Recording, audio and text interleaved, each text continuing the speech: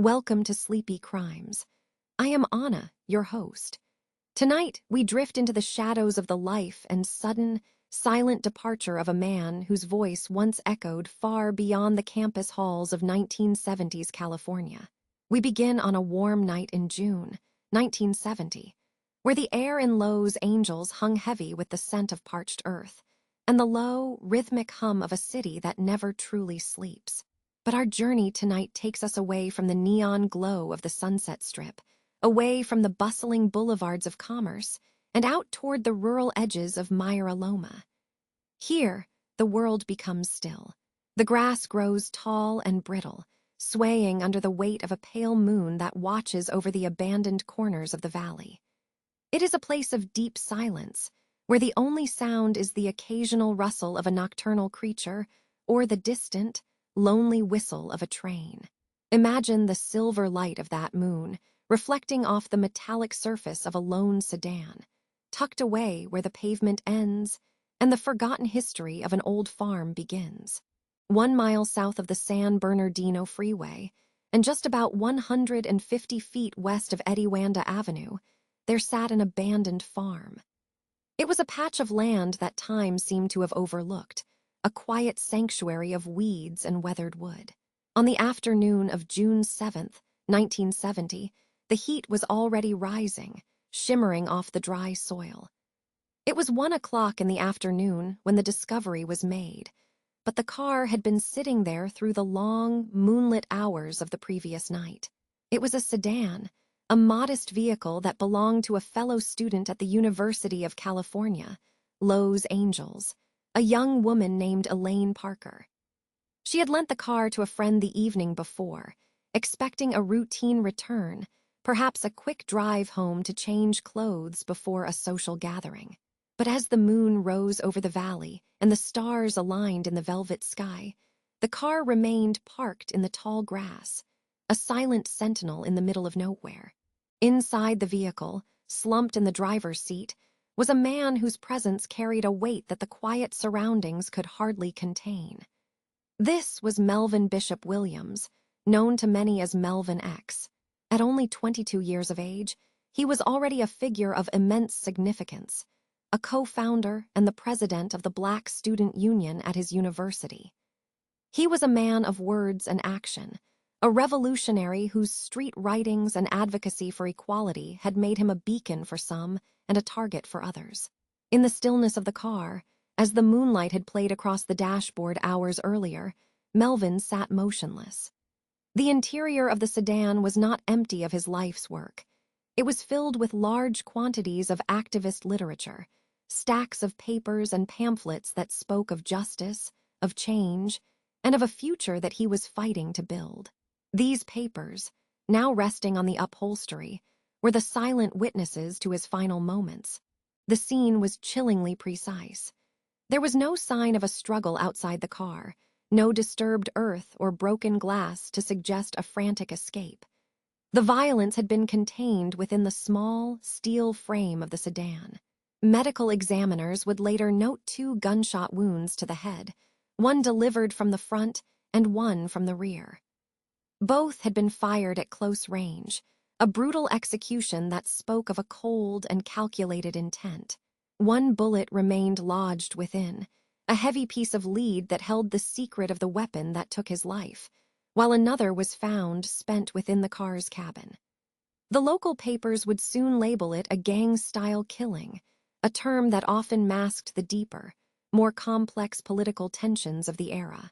But for those who knew Melvin, for those who had heard him speak with a fire that could light up a room, the sight of him silenced in the driver's seat of a borrowed car was a tragedy that defied simple categorization. As the police tape began to flutter in the warm breeze, and the investigators moved with a quiet, clinical efficiency around the dusty farm, the name Melvin X began to ripple through the community. It was a name that carried the hopes of a generation seeking to dismantle the walls of prejudice. Born in Texas and moved to Los Angeles as a young boy of 11, Melvin had grown up with the city's rising tide of activism. He was known for his integrity, his courage, and a sharp, intellectual mind that sought to eliminate the shadows of racism from the campus he loved. Now, that mind was silent. The first whispers of suspicion began to circulate. Was this a personal vendetta, a random act of violence, or something much more coordinated? The initial response from the authorities was cautious, yet the weight of the victim's identity ensured that this would not be a case that faded quietly into the archives of unsolved crimes. Take a deep breath and feel the stillness of the air, much like that afternoon in 1970 when the world seemed to pause. The sun beat down on the abandoned farm, illuminating the sedan and the precious documents scattered inside, while the memory of the moonlight that had bathed the car just hours before began to fade. The investigation was only beginning, and the questions were already mounting. Who had been in the car with him? Why had he driven so far from the familiar streets of Los Angeles to this desolate patch of earth? As we move forward into the night, we will peel back the layers of this mystery, looking into the lives touched by Melvin X and the dark, winding road that led to that final stop in Meyer-Aloma. For now, let the image of the silver moonlight on the sedan linger in your mind, a quiet preface to a story of a voice cut short in its prime. Long before that heat became a weight, Melvin Blackwell was a child of the Texas plains, where the horizon stretches so far that the future feels like an endless, open road. He was born in a time when the world was beginning to tremble with the first quiet murmurs of change, though in the 1950s, those tremors were still far beneath the surface.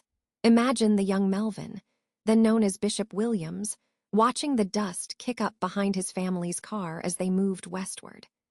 They left the red clay of Texas for the promise of California, settling first in the industrial pulse of Richmond, before finally finding a home in the sprawling, humid heart of Los Angeles when he was only 11 years old. The city was a different kind of wilderness back then, a place of bright neon and deep shadows, where a young man could easily lose himself or, if he had the spirit for it, find exactly who he was meant to be. As Melvin grew, so did the tension in the air.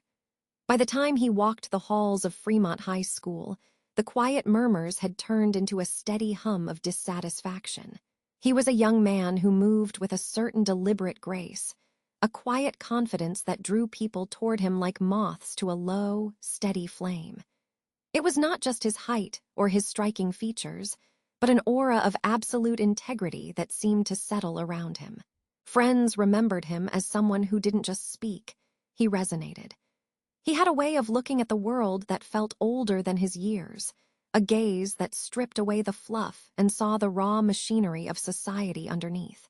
He was observant, soaking in the sights of his community, the injustices whispered on street corners, and the growing hunger for something more than just survival.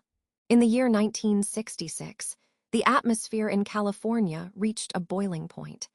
It was the same year that Melvin entered the University of California, Los Angeles, a campus that was becoming a crucible for revolutionary thought. Imagine the scent of old library books mingled with the sharp tang of fresh ink on protest flyers.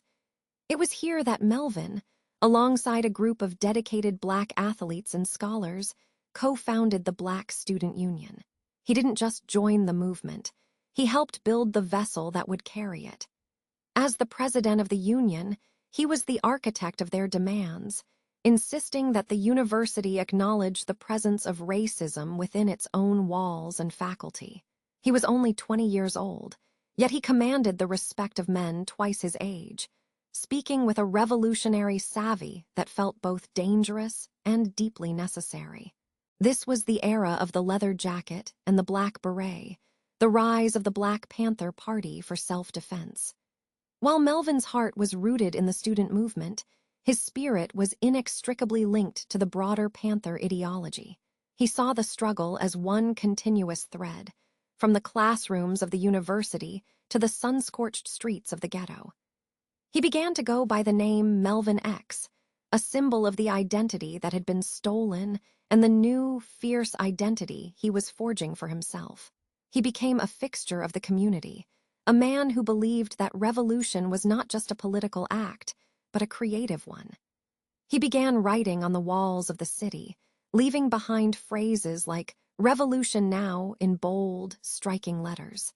Each stroke of his pen was an act of defiance, a way of telling the world that he was there, that his people were there, and that they would no longer be invisible. The charisma he possessed was not the loud, boisterous kind that demands attention. It was a magnetic, heavy presence. When he spoke to a crowd, the air seemed to grow still, the only sound being the rhythmic cadence of his voice.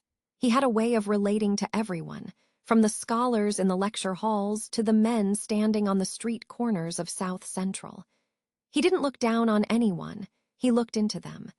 This consistency was his greatest strength. People trusted him because they knew he was the same man in the shadows as he was in the light. He was a leader who led by the weight of his character, a man who walked with a courage that was tempered by a profound, simmering rage at the state of the world. It was a rage that moved him toward greatness, but it was also a rage that made him a target in a time when the powerful were terrified of those who could unite the people. In 1969, the personal and the political converged in a beautiful, terrifying way. Melvin became a father to twin sons, two small lives that suddenly gave the abstract concept of the future a tangible, breathing form.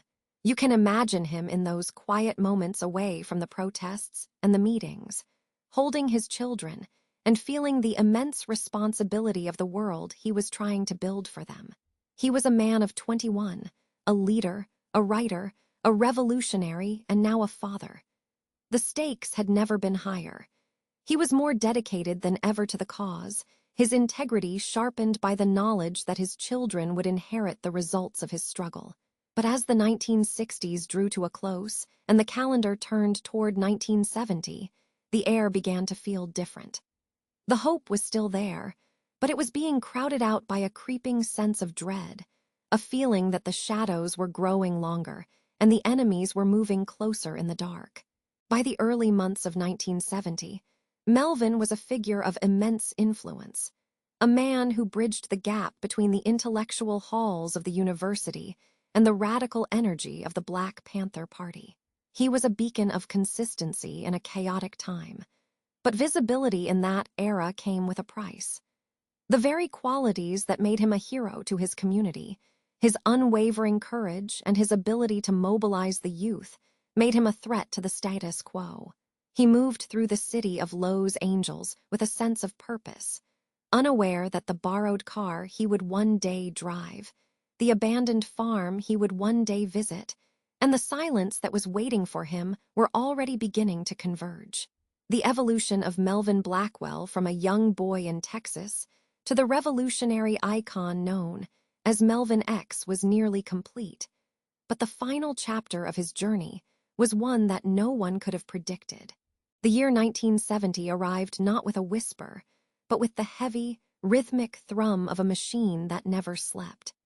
In the shadows of the vibrant activism we discussed, there was an invisible architecture being built, a web of observation so fine that one could barely see the strands until they were already entangled.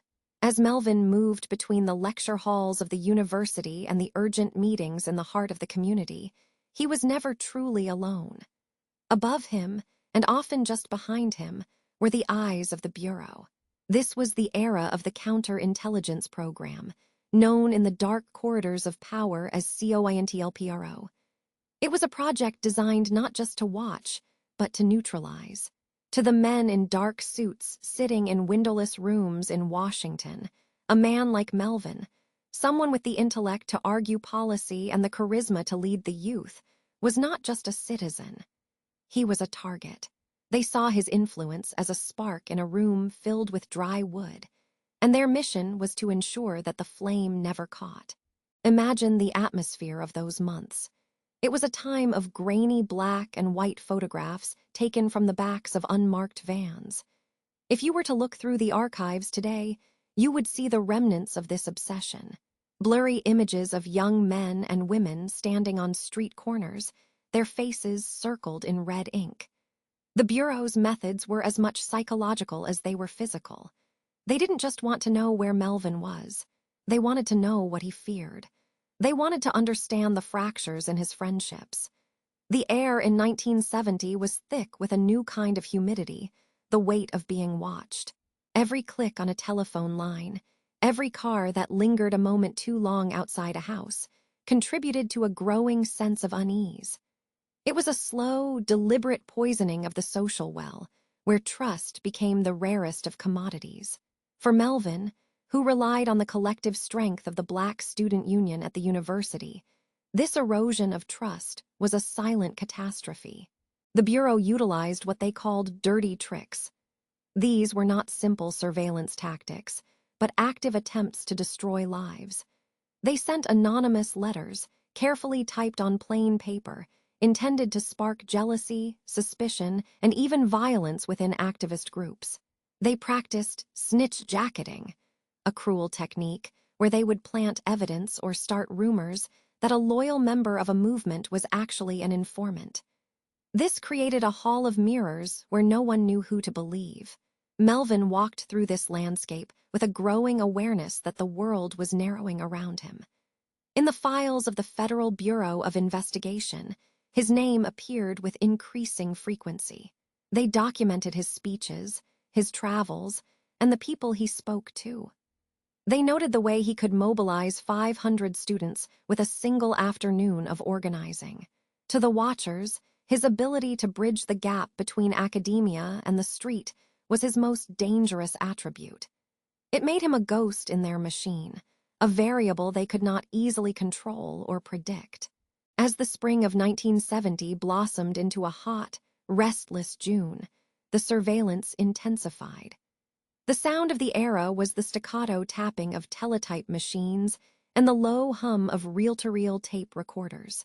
There is a specific kind of silence that accompanies extreme paranoia, the way a room goes quiet when a stranger enters, or the way a conversation shifts when a car slows down outside. Melvin felt this silence deeply. He was a man of words, but even he began to choose those words with a new, guarded precision. He knew that his phones were tapped, that his mail was likely being opened and resealed by steady, practiced hands. The Bureau's gaze was like a physical weight on his shoulders. It followed him to the library, to the cafes, and into the quiet moments he shared with friends. The eyes of the Bureau were not just looking for crimes. They were looking for a way to stop a movement by removing its most articulate voices. They were waiting for a moment of vulnerability, a single night when the lights would go out and the shadows would move in. On the night of June 6, 1970, the heat in Southern California was heavy and stagnant. Melvin had plans. He had borrowed a car, a sedan belonging to his friend Elaine Parker, to make a quick trip home. He needed to change his clothes, a simple, mundane task before attending a wedding party. He was 22 years old, a young man with his whole life stretching out before him like a long, sun-drenched road. But as he pulled away from the campus, the eyes that had followed him for so long were still there. Whether they were physical eyes in a rearview mirror or the systemic eyes of a government that had already decided his fate, the result was the same. He drove toward Myra Loma, away from the safety of the crowds. The landscape there was different. It was a place of abandoned farms and dry, dusty air. The San Bernardino freeway hummed in the distance, a river of white light, but where Melvin was going, the darkness was absolute. The surveillance had created a world where an execution could happen in the quiet of a car, and the truth could be buried under layers of state-sponsored static. When they found the sedan the next day, parked near an old farm south of the freeway, the scene was a haunting testament to the violence of the age. 2 gunshot wounds to the head, both delivered at close range from inside the vehicle. It was an execution performed in the most intimate of settings. The car was filled with activist literature, the very words that had made him a target in the first place. The investigation that followed was as hollow as the Bureau's intentions. They looked for gang involvement, they looked for internal disputes, but they never looked in the mirror. The paranoia that COINTLPRO had spent years cultivating became the perfect cover for a crime that would remain officially unsolved for decades. In the aftermath, the eyes of the Bureau didn't blink. They simply moved on to the next name on the list, leaving the community to mourn a man who had been watched until he was finally made to disappear. The tragedy of Melvin X was not just in his death, but in the environment of fear that allowed such a death to be hushed by the very institutions sworn to provide justice.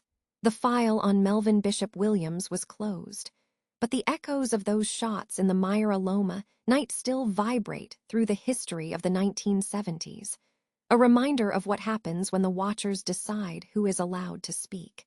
The detectives moved away from the abandoned farm, but the image of the 1969 sedan remained etched in their minds. It was June 7th, 1970, and the California sun was already beginning to bake the valley floor. The car had been discovered just 1 mile south of the San Bernardino Freeway, a lonely sentinel parked 150 feet west of Ediwanda Avenue. In the driver's seat, Melvin X, a young man of only 22 years, had reached the end of his journey. The air at the farm had been still, thick with the smell of dry grass and the metallic tang of blood. But as the investigators moved toward the residential clusters of the neighborhood where Melvin had last been seen, the atmosphere changed. It became charged, heavy with a different kind of silence. This was the area where the echoes lived, the whispers that traveled from porch to porch, faster than any patrol car could ever drive. The transition from the rural isolation of the crime scene to the urban pulse of the community was jarring. A movement from the seen to the unseen. They began the slow, rhythmic process of canvassing. In the heat of the afternoon, the neighborhood seemed to hold its breath. The houses were a mix of modest family homes and weathered structures that had seen decades of California weather, their paint peeling in long, curling strips like sunburnt skin. The detectives moved in pairs, their footsteps steady and heavy on the cracked pavement. This was a community that lived by its own internal rules, a place where the authority of a badge was often met with a wall of quiet observation. The year 1970 was a time of deep friction, a period when the distance between the people and the law felt like a vast, unbridgeable chasm. For many here, the presence of police was not a source of comfort, but a force to be navigated with extreme caution.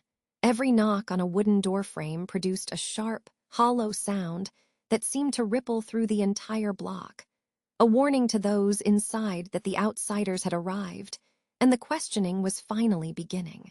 One investigator stood on a high porch and looked out over the intersection. He could hear the low, persistent hum of the freeway in the distance, a reminder of the world rushing by just a few miles away, oblivious to the tragedy that had unfolded. But here, time felt sluggish and thick.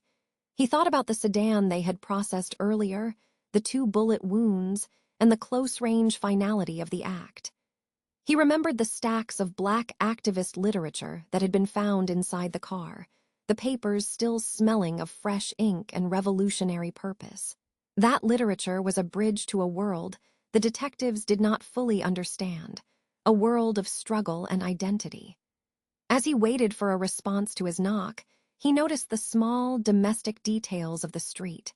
A child's plastic toy left in the dirt, the way a yellowed lace curtain flickered in a window across the way, and the heavy scent of jasmine competing with the oily, scorched tang of the road. It was a scene of ordinary life, interrupted by an extraordinary shadow. When the doors did open, the conversations were brief and meticulously guarded. The street corner echoes were not for the ears of the San Bernardino detectives. A woman would lean against her doorframe, her eyes shielded by the deep shadow of the porch roof, and offer only the shortest of sentences. No, she might say, she did not see a 1969 sedan pass by on Saturday night. No, she did not know who might have borrowed that car from Elaine Parker. The name Melvin X would hang in the air for a long moment, a heavy weight that neither side wanted to drop. To the community, he was more than a victim. He was a leader, a co-founder of the Black Student Union at the University of California, Los Angeles. He was a man who had been heading to a wedding party, a man with a future that had been severed in the dark. To the detectives, he was a puzzle piece in what they were already labeling a gang-type killing, a term that felt like an insult to the people who knew his heart. The process was a slow burn, a grueling test of patience and persistence.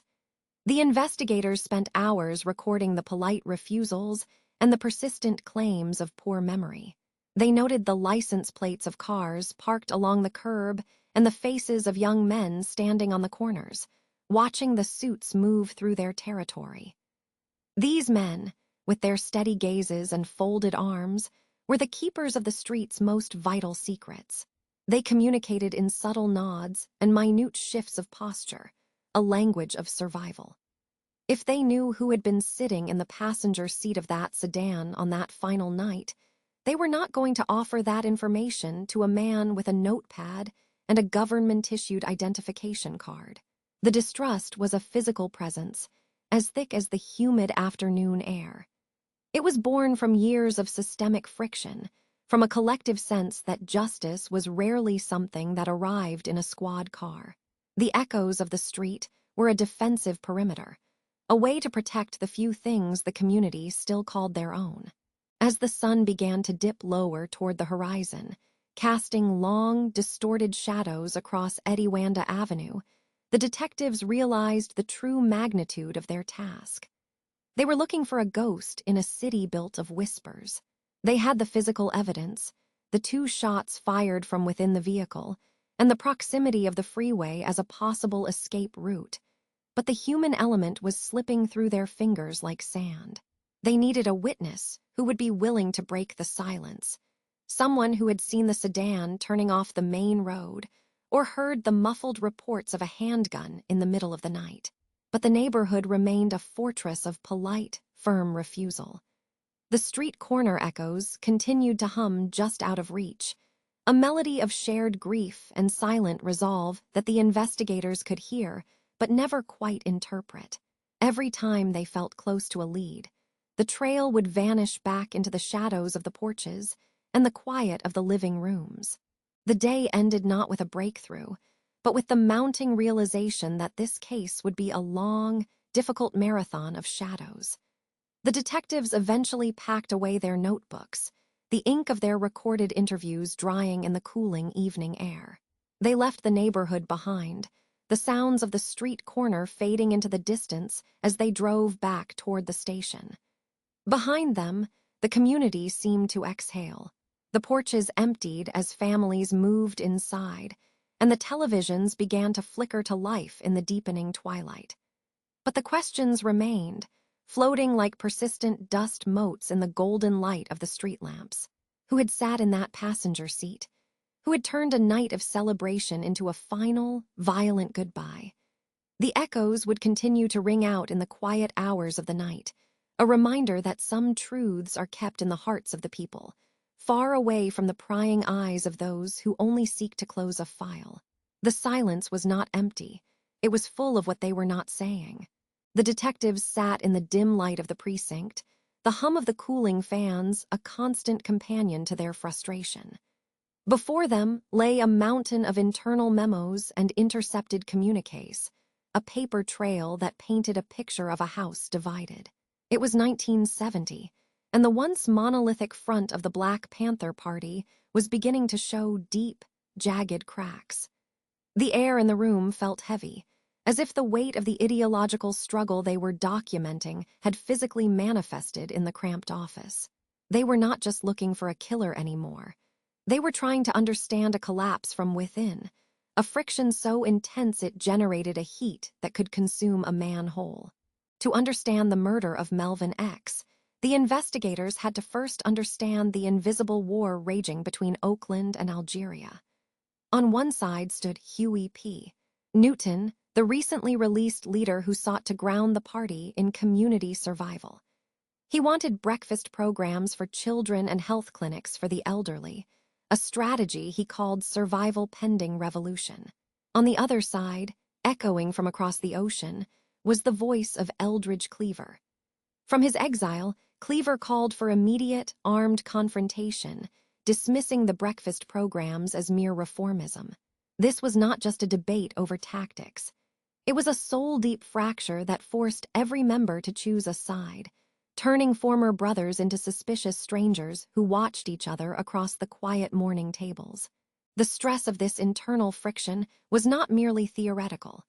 It was physical, a constant grinding of gears that wore down the spirit of the young men and women in the movement. The detectives noted the reports of exhaustion, the hollowed-out eyes of leaders who had not slept in 48 hours, and the endless meetings that stretched into the pre-dawn hours of the cold morning. There was a frantic quality to the work now, a sense that the walls were closing in from the outside, while the floorboards were rotting from beneath. They were trying to maintain order in a whirlwind, balancing the high ideals of liberation with the mundane, soul-crushing logistics of keeping a revolutionary office running on a shoestring budget and black coffee. And then there was the shadow. The investigators found evidence of a specialized counterintelligence program, a silent hand reaching into the party to stir the pot of paranoia. Anonymous letters were being sent to families. Fake memos were circulated to make loyal soldiers look like police informants. This practice, known as snitch jacketing, turned the internal friction into a lethal weapon. In this atmosphere, a missed meeting or an unexplained car ride was not just a mistake, it was a potential betrayal. The friction grew from a slow rub to a blistering heat as the government fed the flames, ensuring that no one could trust the person standing next to them in the long line for justice. It was into this pressurized environment that Melvin X, born Melvin Bishop Williams, stepped. At only 22 years old, he was a bridge between the student radicalism of the university and the gritty reality of the party streets. He was the co-founder of the Black Student Union at the University of California, Los Angeles, a young man of immense integrity who believed in the power of the written word. But even he could not escape the friction.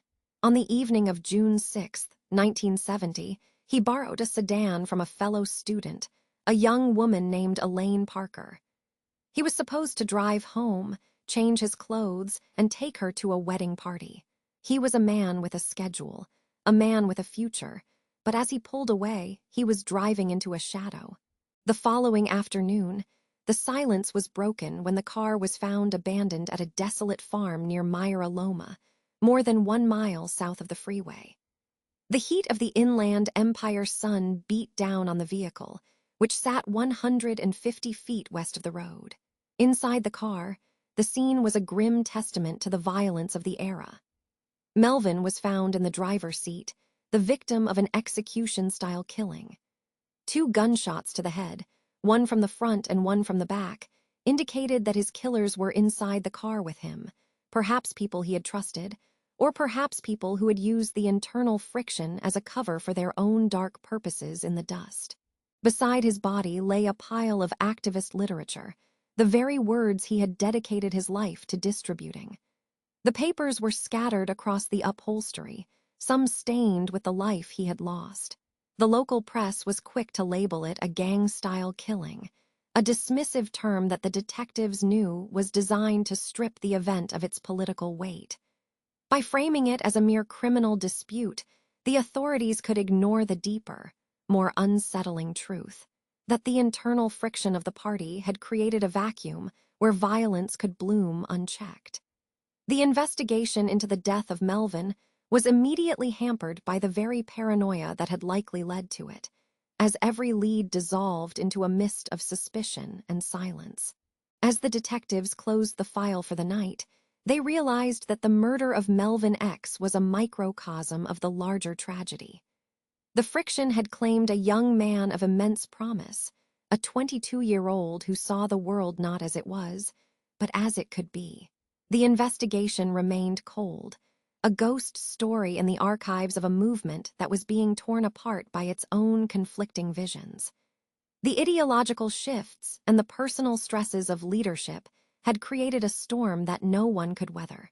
The case was a reminder that sometimes the most dangerous enemies are the ones who share your dreams but disagree on the path to reach them, leaving only shadows and unanswered questions in their wake. The air along the California coast in the late 1960s did not just carry the scent of the Pacific salt and the heavy exhaust of the growing cities. It carried a weight that sat on the chest of every young man and woman who had stepped into the light of the movement. For Melvin X, the final months of his life were lived in a landscape where the sunshine felt deceptive, and the shadows felt like they were reaching out to pull him in. To understand why Melvin was found in that car, cold and silent, we have to look at the invisible war that was raging between the Black Panthers and the United Slaves Organization. It was a rivalry that began with ideas, but ended in the sound of sirens and the heavy thud of loss. In the offices of the Panthers, the sound of the printing presses was constant, a rhythmic heartbeat that spoke of revolution and survival. But across the city, another group was carving out a different vision of the future.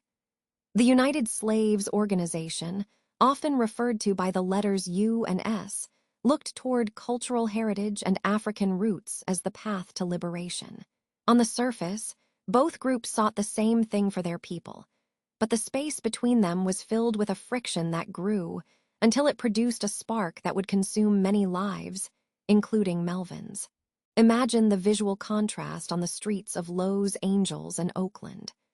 On one corner, you might see the Black Panthers in their iconic black leather jackets and berets, standing with a military precision that signaled they were done asking for permission to exist. On another, members of the United Slaves might be seen in vibrant dashikis, focusing on cultural nationalism and the reclamation of a stolen identity. To an outsider, they might have looked like two sides of the same coin, but by 1969, the coin had been flipped so many times that it was battered and bruised. The ideological divide was deep. The Panthers were students of revolutionary socialism, looking at the world through the lens of class struggle and international resistance. The United Slaves Organization, led by Maulana Karenga, believed that cultural unity had to come first. This was not just a debate for coffee houses or academic halls. This was a battle for the soul of the community, and in the high-pressure cooker of California politics, that battle turned physical. For someone like Melvin X, who was deeply embedded in the daily work of the Panthers, this meant that the world was no longer divided into friends and enemies. It was divided into those who stood with you, those who stood against you, and those who were watching from the tall grass, waiting for a mistake. The atmosphere reached a breaking point on a Tuesday in January, 1969. The setting was the University of California, Los Angeles, specifically a place called Campbell Hall. The room was supposed to be a place of education, of debate about the future of a new Afro-American Studies Center. Instead, it became a tomb for the peace that had once existed between the groups. As the meeting dissolved into an argument, shots rang out. John Huggins and Alprentice, Bunchy, Carter, two pillars of the Black Panther Party in Southern California, were killed. The air in that room must have turned static and heavy, the smell of gunpowder mixing with the smell of floor wax and old books. This was the moment the coast truly became a battlefield. For Melvin X, this was not just news. It was a warning. The deaths of Huggins and Carter sent a shockwave through every chapter of the party. It meant that the threat was no longer just the police in their cruisers. It was also the man across the street who looked like you but wore a different color. The paranoia began to seep into the floorboards of every safe house. Every time a car slowed down in front of a Panther headquarters, hands would move toward waistbands. Every time a telephone rang in the middle of the night, there was a long pause before anyone answered. Melvin lived in that pause. But the tragedy of this rivalry was that it wasn't just a natural explosion of anger between two groups. There was a third hand at work, one that moved in the dark with the precision of a surgeon. The Federal Bureau of Investigation, through its counterintelligence program known as COINTELPRO, saw the friction and decided to turn it into a fire. Agents sat in wood-paneled offices, miles away from the danger, and carefully forged letters. They drew crude, insulting cartoons and sent them to Panther offices, making it look like they had come from the United Slaves. They did the same in reverse, sending messages to Maulana Karanga's people that claimed the Panthers were planning to assassinate them. It was a psychological masterpiece of destruction. The goal was simple: to make the two most powerful organizations in the community destroy each other so the government wouldn't have to. Melvin X was walking through a forest where the trees had been rigged to fall. He didn't know that the insults he heard about his brothers were often written by government employees. He only knew that the tension was rising, that the air felt like it was humming with a low-frequency dread. He saw his friends looking over their shoulders. He felt the weight of his own leather jacket becoming a burden, a target that he couldn't take off. The FBI wanted blood, and the rivalry on the coast was the perfect vessel to provide it. By the time 1970 arrived, the war had become a series of retaliatory strikes that felt like they would never end. In San Diego, Sylvester Bell was killed. In Los Angeles, the raids on Panther headquarters were becoming more frequent and more violent. The rivalry had created a landscape where no one was safe, and the police often used the conflict as a cover for their own operations. If a Panther was found dead, the first assumption was that the United Slaves had done it. If a member of the United Slaves disappeared, the Panthers were blamed. It was a cycle of grief that fed itself, and it created a perfect vacuum of accountability. Melvin X was navigating this chaos in the weeks leading up to his death. He was a man who understood the stakes, who saw the way his world was shrinking. The streets he used to walk with confidence now felt like a labyrinth. He had to be careful where he parked, who he spoke to, and which route he took home. The psychological toll of living in a state of permanent high alert is something few can imagine. It thins the blood. It makes the heartbeat a little faster even in sleep. Melvin was a soldier in a war where the front lines were everywhere, at the grocery store, at the community center, and in the quiet interior of his own car. We must consider the sensory details of those final days. The way the streetlights in Los Angeles cast a long, sickly yellow glow over the asphalt. The sound of a footstep behind you that stops when you stop. The way a leather holster rubs against a shirt, a constant reminder of the violence that is only a second away. For Melvin, the rivalry on the coast wasn't just a political abstract. It was the reality of his survival. He saw the flyers on the walls, the angry headlines in the newspapers, and the growing list of names in the obituary columns. The city felt like it was holding its breath. The United Slaves Organization and the Black Panthers were locked in a dance of death, and the music was being played by an orchestra they couldn't see. When we think of Melvin X in that car, we have to see him not just as a victim of a single moment, but as someone who had been slowly suffocated by a year of escalating terror. The danger was in the air he breathed. It was in the eyes of the people he passed. By the time the final confrontation happened, the landscape of danger was so complete that his death felt like a grim, inevitable conclusion to a story written by others. The rivalry had done its job. It had turned a movement into a mourning, and a young man with a vision into a body in a car, left for the detectives to find under the cold, indifferent stars of a California night. The transition from the neon pulse of the city to the hollow silence of the valley is a heavy one. As the investigation moved toward the dusty outskirts of Myra Loma, the sickly yellow glow of Los Angeles was replaced by the silver, indifferent light of a moon hanging over an abandoned farm. It was June 7th, 1970, a Sunday afternoon that felt suspended in a vacuum. 1 mile south of the San Bernardino Freeway, near the intersection of Ediwanda Avenue, a car sat alone. It was a borrowed sedan, a 1960-something model belonging to a fellow student, parked 150 feet west of the road. To a passing glance, it might have looked like a traveler resting, but the stillness surrounding it was too deep, too permanent. When the authorities arrived, the heat of the California sun had already begun to bake the interior, sealing in the secrets of the night before. Inside that small, metallic cabin, the technical story of Melvin X began to unfold, written in the language of ballistics and the soft rustle of paper. The investigators moved with a slow, practiced caution. Every crunch of gravel under their boots seemed like a violation of the silence. As they approached the driver's side, the visual was striking. Melvin was there, slumped in the seat of the car he had borrowed just the evening before. He was only 22 years old, a young man of immense intellect and fire, now reduced to a central point in a forensic grid. The first thing that caught the eyes of the detectives was not the violence, but the literature.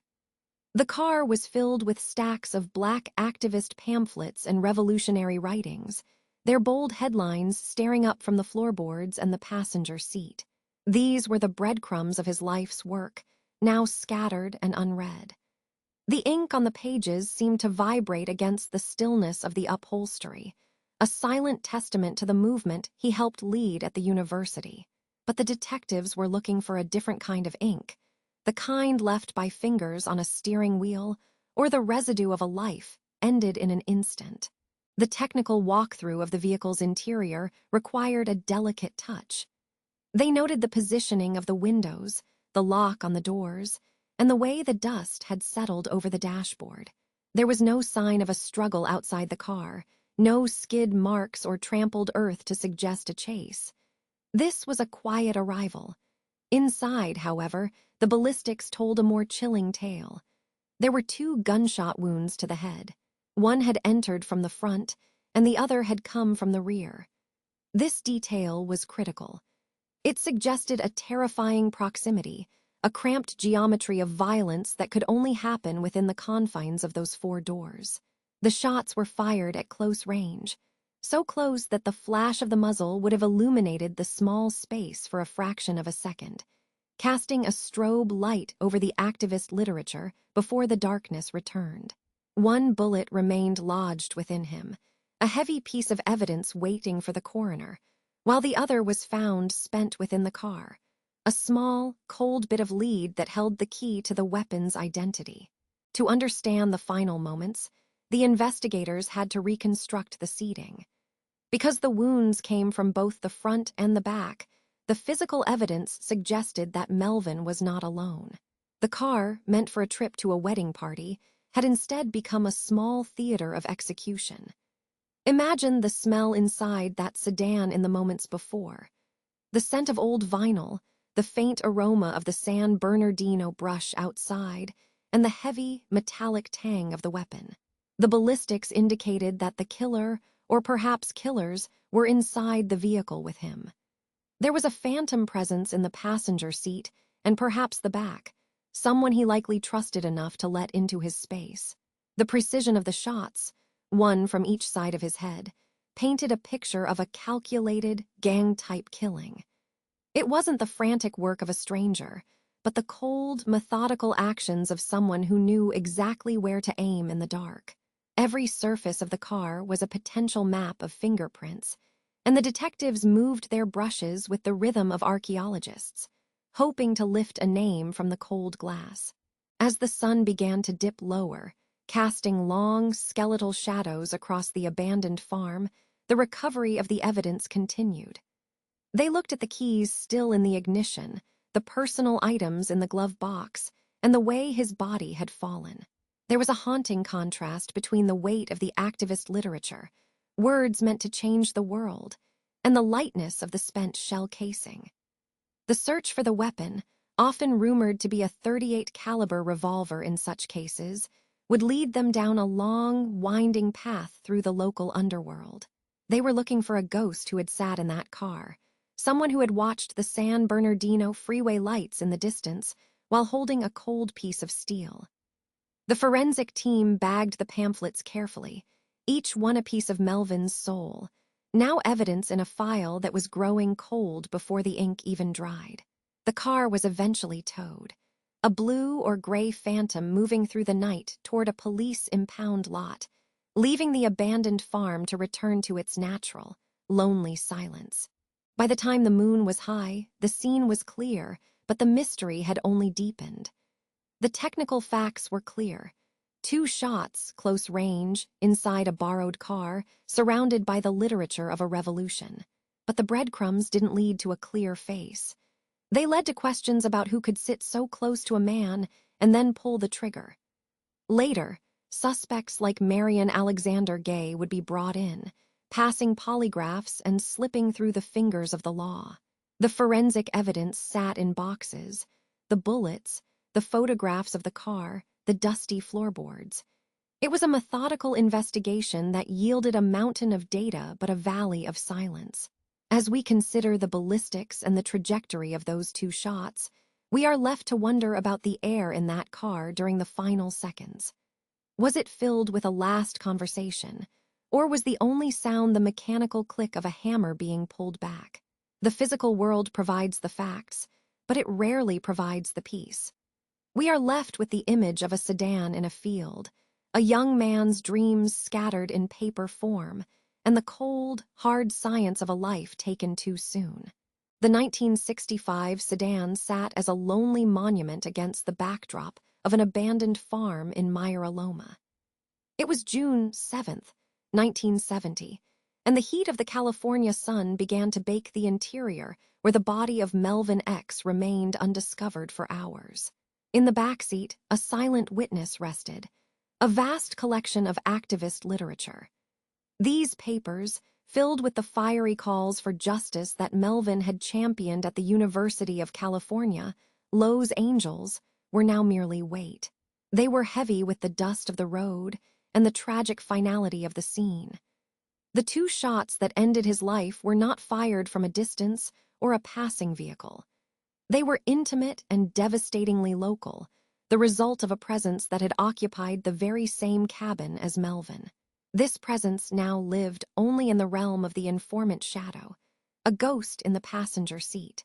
To understand why Melvin X ended up on that desolate farm, one must understand the heavy atmosphere of 1970. It was a time of profound and justified suspicion, where the lines between friend and foe were blurred by a systematic campaign of disruption. The Federal Bureau of Investigation had initiated a program known as COINTLPRO, a secret war designed to neutralize figures who sought to unify the community. Melvin, as a co-founder of the Black Student Union, was exactly the kind of figure the program targeted.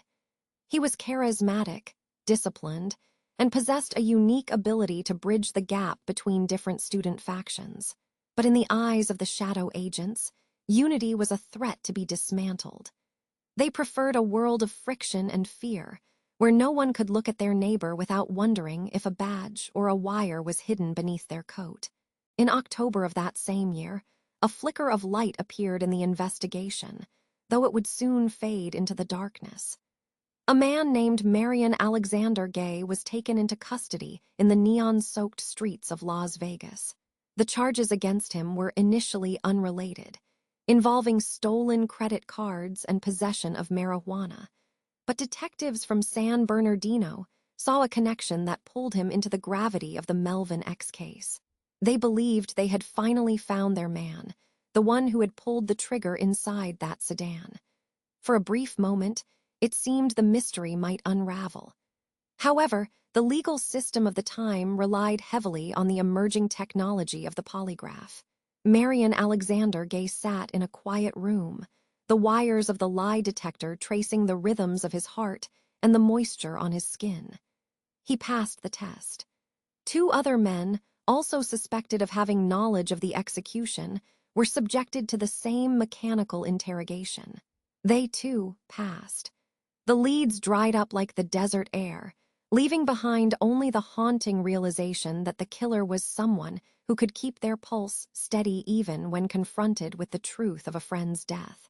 The betrayal of Melvin X is best viewed through the lens of the violence that had already stained the campus. Only a year earlier, in January 1969, the halls of Campbell Hall had echoed with gunfire during a meeting that should have been about peace. 2 prominent leaders had been killed that day, the result of a bitter rivalry between the Black Panther Party and the U.S. organization led by Ron Karenga. This conflict was not a natural disaster. It was a fire fanned by the hands of outside operatives. The informant shadow was active there, too, ensuring that the most powerful voices of the movement were pitted against one another. Melvin X had navigated these dangerous waters with integrity, yet he could not escape the ripples of that violence. Whether his death was a direct continuation of that feud or a separate act of neutralization remains one of the most agonizing questions of the era. The person who sat next to him in that car knew the history. They knew the stakes, and they chose to let the shadow win. Consider the quiet night of June 6th. Melvin had borrowed the car from a fellow student, Elaine Parker, with a simple, human intention. He was going to go home, change his clothes, and then attend a wedding party. It was a moment of normalcy, a brief respite from the heavy mantle of leadership and the constant surveillance of the state. He was only 22 years old, a young man with a life ahead of him that stretched far beyond the pages of the pamphlets he carried. But somewhere between the request for the car keys and the arrival at the wedding, the trajectory of his life was violently diverted. He didn't just drive to an abandoned farm, he was led there. The lack of any struggle inside the vehicle suggests a terrifying level of comfort. He likely spoke to his killer as he drove, perhaps discussing the future or the movement. This is the ultimate cruelty of the informant shadow. It wears the face of a brother. It sits in the passenger seat and waits for the perfect moment of vulnerability to transform a shared journey into a final destination. The removal of Melvin X was a devastating blow to the heart of student activism. He was more than a co-founder. He was a bridge between the academic and the revolutionary. In the cold, clinical language of the intelligence memos of the time, he was a target for neutralization. To neutralize a leader does not always mean to arrest them. Sometimes, it means to erase the trust that makes leadership possible. By 1971, the public would begin to learn the extent of these state-sponsored operations. But for Melvin, that revelation came far too late. The silence that followed his death was not just the silence of a cold case. It was the silence of a community that had been taught that speaking out could lead to a bullet. The detectives noted that the car was carrying large quantities of activist literature, a detail that screams of his dedication even in his final hours. Yet those papers could not speak for him. They could not name the person who walked away from the sedan, leaving Melvin in the driver's seat to stare forever into the dark expanse of the Myra-Loma night. The shadow had done its work, leaving behind a mystery that would remain unsolved for over 50 years. The investigation into the death of Melvin X began not with a search for truth, but with a label. When the detectives first approached the sedan parked on that lonely, abandoned farm in Myra-Loma, the air was thick with the dry heat of June, 1970. They found him in the driver's seat, a young man of only 22 years, whose life had been dedicated to the pursuit of justice and the empowerment of his community. Yet, the official police reports from those first few hours are startlingly thin. If you were to hold the file today, you would feel the weight of what is not there. The paper is yellowed, the typewritten ink fading at the edges, but the gaps in the narrative are what truly haunt the reader. There is a specific silence that settles over a case when the authorities decide, before the first piece of evidence is even bagged, what kind of story they are telling. In the official record, the murder was almost immediately categorized as a gang-type killing. This single phrase acted like a shutter closing over a lens, obscuring the political reality of who Melvin was and the revolutionary world he inhabited. As we look closer at the scene on June 7, 1970, the discrepancies become impossible to ignore. The car, a sedan borrowed from a fellow student named Elaine Parker, was found roughly 1 mile south of the San Bernardino Freeway. It sat quietly among the decaying structures of an old farm, a stark contrast to the vibrant activism of the UCLA campus, where Melvin had co-founded the Black Student Union in 1966. Inside the vehicle, investigators noted the presence of large quantities of Black activist literature. This detail is mentioned almost as an afterthought, a footnote in the margins of the report. There is no indication that the detectives tracked the origins of these pamphlets or questioned whether the literature itself played a role in the events of that night. Instead, they focused on the physical mechanics of the death. 2 gunshot wounds to the head. 1 bullet entered from the front, another from the rear. Both were fired at extremely close range by someone sitting inside the car with him. It was an execution, a chillingly intimate betrayal, yet the investigators seemed uninterested in the shadows that had been following Melvin for months. Imagine the scene for a moment. The interior of the car would have been a confined, suffocating space in the California sun. The smell of old leather and iron would have hung heavy in the air.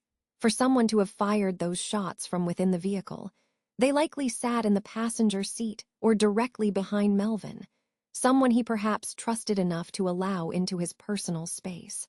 Yet the police files remain remarkably quiet about the forensic processing of the interior. There is no mention of fingerprints gathered from the door handles, no detailed analysis of the blood spatter patterns that might have told the story of the struggle, or lack thereof. The pages that should contain the technical rigor of a homicide investigation are simply missing. It is as if the detectives were going through the motions, filling out forms for a foregone conclusion. They saw a young Black man in a borrowed car and reached for a stereotype rather than a magnifying glass. The questions they failed to ask are the ones that echo loudest through the decades. Who had seen Melvin leave for that wedding party on the evening of June 6th, and who had he met along the way? By the time October of 1970 arrived, the investigation had drifted into a series of dead ends. A man named Marion Alexander Gay was arrested in Las Vegas and charged with the murder.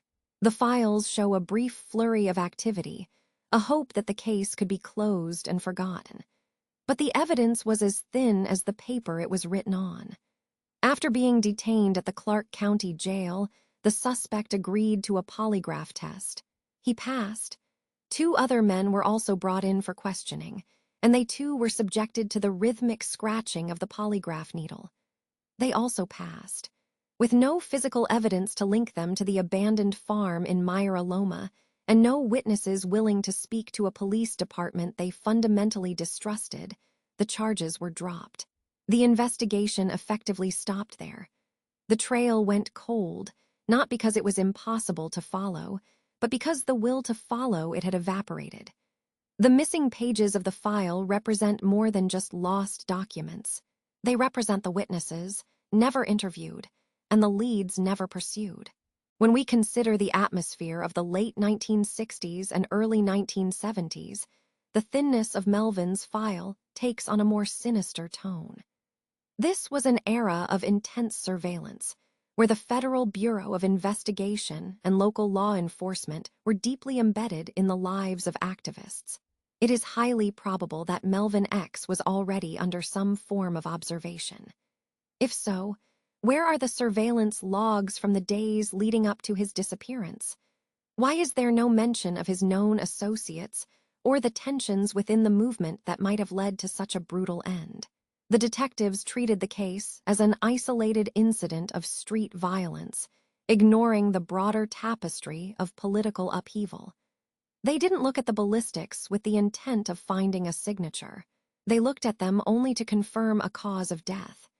The missing pieces of the puzzle, the lost fingerprints, the uncollected statements, the ignored political literature, suggest a narrative of convenience. A narrative where a cold case is easier to manage than a complex political assassination.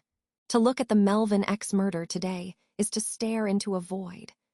We see the outline of a man who was a brilliant organizer, a leader who spoke for those who were silenced, and a victim of a crime that was never truly investigated. The discrepancies in the reports aren't just errors, they are erasures. Every unasked question by the detectives in 1970 served to distance the truth from the record.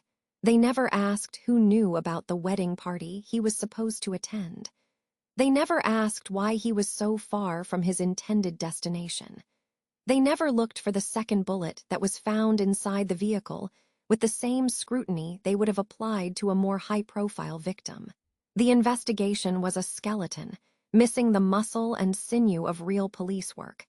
And so, we are left with these missing pages, the blank spaces where justice should have been written. The case rests in the archives of San Bernardino, a collection of shadows and half-truths that fail to honor the man who was found in that sedan on a warm June afternoon. The echo of the gunfire in October 1970 did not simply disappear into the salty air of San Diego. Instead, it lingered, transforming from a sharp, violent sound into a heavy, suffocating silence that began to settle over the neighborhood. In those first few weeks, there was a frantic energy. The sirens were frequent, and the flashbulbs of cameras illuminated the dark pavement where Melvin Blackwell's car had become a grim monument. But as the calendar pages turned, that energy began to dissipate. The yellow police tape, once vibrant and alarming, grew frayed and sun-bleached before it was finally cut away and discarded. The investigation, which had started with the high-stakes pressure of a high-profile assassination, slowly began to lose its momentum. The officers who had been assigned to the case were pulled toward newer, fresher tragedies, leaving the files on Melvin X to gather the first thin layer of San Diego dust. Within the walls of the precinct, the transition was subtle but absolute. Imagine the sound of a heavy metal filing drawer sliding shut, a definitive echoing thud that signifies a shift in priority. In the early 1970s, these offices were thick with the smell of stale coffee and tobacco smoke, a place where progress was measured in typed reports and carbon copies. The detectives, burdened by a mounting stack of unsolved mysteries, began to treat the Melvin X case like a ghost. They looked at the photographs of the 31-year-old leader, and instead of seeing a man demanding justice, they saw a problem without an easy solution. The leads that had once seemed promising, the whispers of a mysterious vehicle, the descriptions of shadows fleeing the scene, began to wither. Every time a detective reached for a different folder, the one labeled Blackwell sank deeper into the stack, becoming a permanent resident of the pending tray. The California sun is a peculiar witness. It shines with an indifferent brilliance, casting long, sharp shadows over the very streets where blood was spilled. For the community that Melvin had served, the weather felt like an insult. How could the sky remain so blue and the air so warm when a giant had been cut down? The frustration began to boil in the community centers and on the street corners. People talked in hushed tones about the cold trail, a phrase that felt literal in their hearts, even as the pavement shimmered with heat. They saw the lack of arrests not as a failure of evidence, but as a statement of intent. To many, it felt as though the authorities were simply waiting for the memory of Melvin X to fade, hoping that the bright Pacific light would eventually bleach the stains of the crime, until the public simply forgot to look for the truth. For the family of Melvin Blackwell, the passage of time was not a healer, but a thief. It stole the sound of his voice from the hallways of their memory and replaced it with the rhythmic ticking of a clock that led nowhere. During the first winter of 1971, the holidays were marked by a chair that remained conspicuously empty. The phone, which had once rung incessantly with activists and friends, grew quiet. When they did call the department for updates, they were met with the polite, hollow bureaucracy of no new developments. They experienced the particular agony of a case that is not closed, but simply ignored. They watched as the seasons changed, the blooming of the jacaranda trees, the cooling of the autumn winds, and realized that for the rest of the world, life was moving forward. But for them, the world remained frozen in that one terrible moment in October, waiting for a justice that seemed to be receding further into the horizon. The political landscape of the era only added to the chill.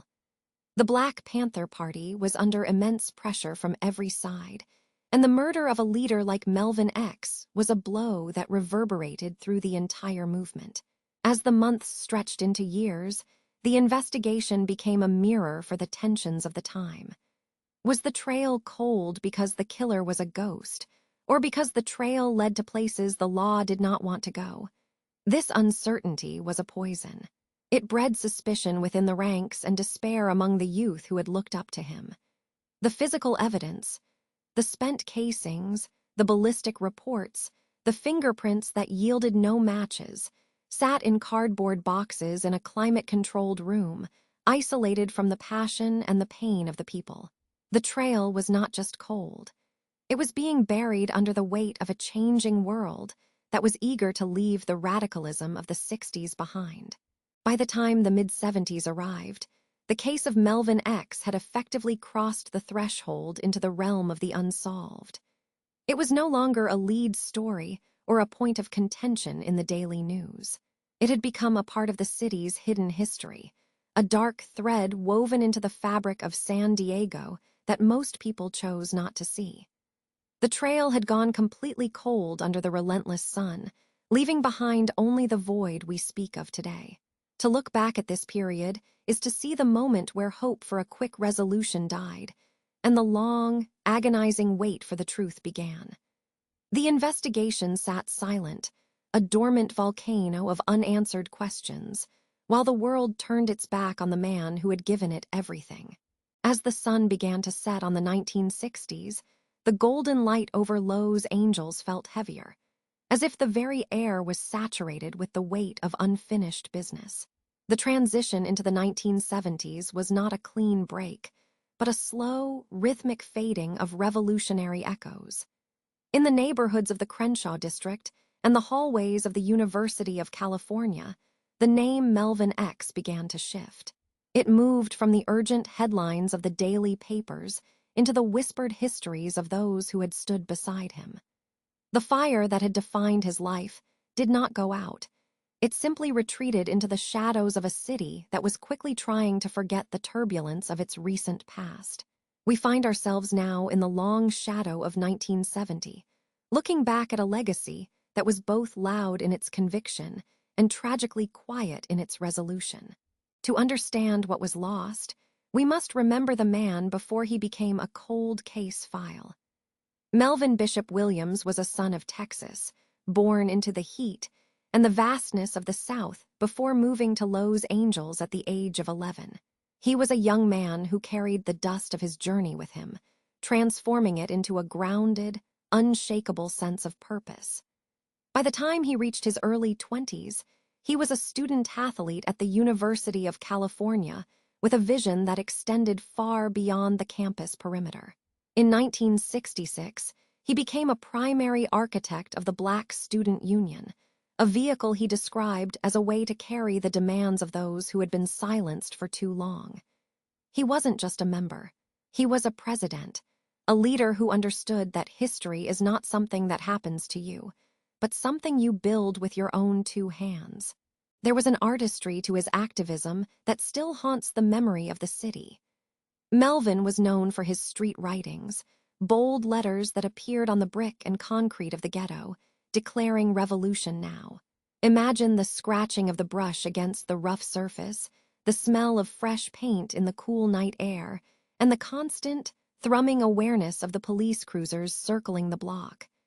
Those words were not just graffiti, they were a heartbeat. He was a father of twin sons, born in 1969, and one can only imagine the world he was trying to paint for them. But the vibrant colors of his life were abruptly muted on the night of June 6, 1970. He had borrowed a car from a fellow student, Elaine Parker, with the simple intention of driving home to change his clothes for a wedding party. He was 22 years old, standing on the precipice of a future that seemed as wide as the Pacific, only to be swallowed by the dark. The scene at the abandoned farm near Myra Loma was a tableau of absolute stillness.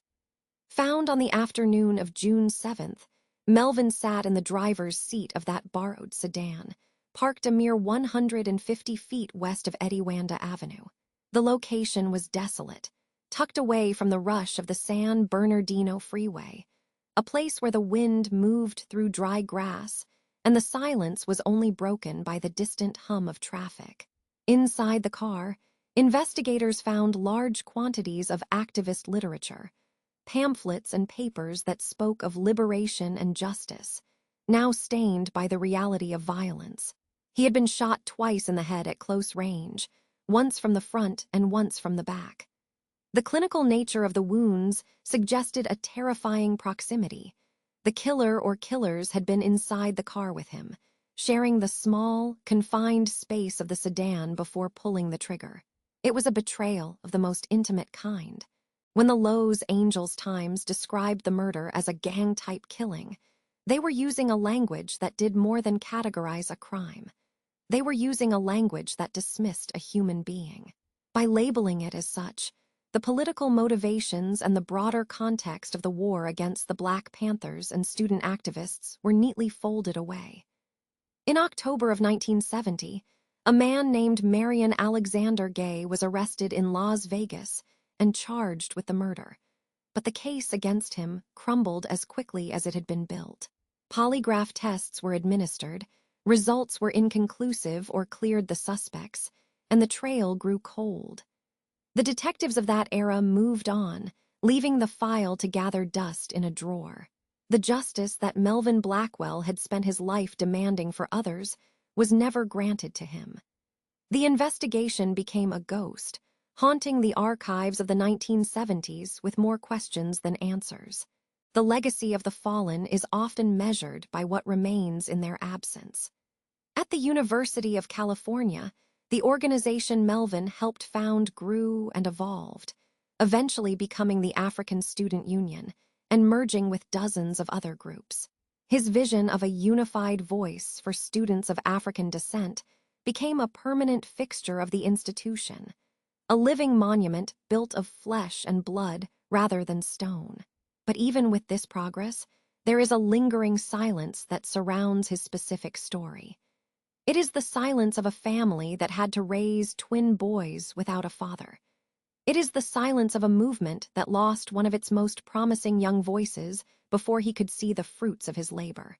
The case of Melvin X serves as a reminder that the path to justice is often blocked by those who find the truth too inconvenient to pursue.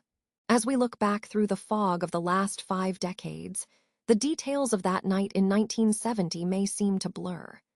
We see the sedan, the abandoned farm, the revolutionary pamphlets, and the young man with the steady gaze. We hear the echoes of his words, revolution now, still vibrating somewhere in the atmosphere of Los Angeles. Melvin Blackwell was not just a victim of a turbulent time. He was a man of immense integrity and courage who dared to imagine a different world. Though his murder remains unsolved, his contribution to the history of student activism and civil rights in California is indelible. We carry his name forward into the night, making sure it is not lost to the static of history. The story of Melvin X is a story of a life interrupted, but a spirit that refuses to be silenced by the passage of time. The case rests now. Let the details fade. You are safe. Close your eyes, breathe deeply, and have a good night. Sleep well.